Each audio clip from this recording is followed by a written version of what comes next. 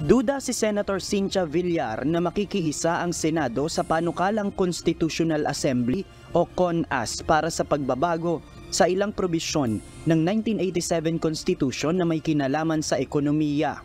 Sinabi ito ng senadora sa pagdinig kahapon ng dalawang kapulungan ng Kongreso ukol sa kani-kanilang bersyon ng Economic Charter Change o CHACHA na layong amyendahan ang mga probisyon sa saligang batas na may kinalaman sa public service, edukasyon at advertising.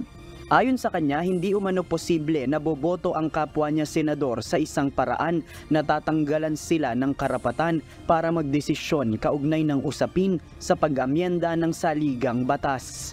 Nauna nang inihain ang Resolution of Both Houses o RBH 7 ng Kamara na katapat ng RBH 6 ng Senado na parehong layong baguhin ang ilang probisyon ng konstitusyon. Gayunman, mariing nagsasaad ang RBH 6 ng Senate na ang House of Representatives ay boboto ng hiwalay sa resolusyon. Samantala ang RBH 7 ng Kamara ay nagpapahayag na ang botohan sa RBH 7 ay gagawin ng 3/4 ng lahat ng mga miyembro ng Kongreso. Binubuo ng Kamara at Senado ang bicameral Congress ng bansa at hindi binabanggit ng husto ng saligang batas kung sila ay dapat bumoto ng sabay o hiwalay sa isang constituent assembly. Samantala, hindi rin kumbinsido si Senator Villar sa mismong isinusulong ngayong economic chacha dahil hindi naman umano ganun kaimportante ang ipinapanukala sa ilang probisyon ng saligang batas. Lagi nilang sinasabi na economic provisions pero yung economic na provisions na sinasabi nila minor Hindi naman importante. Para sa senadora, ang gusto umano ng mga negosyante ay ang mapabilis ang mga transaksyon sa pagtatayo ng negosyo sa Pilipinas at maresolba ang problema sa korupsyon. Maaari naman anyang idaan ito sa pagpasa ng mga batas para lumago ang ekonomiya ng bansa.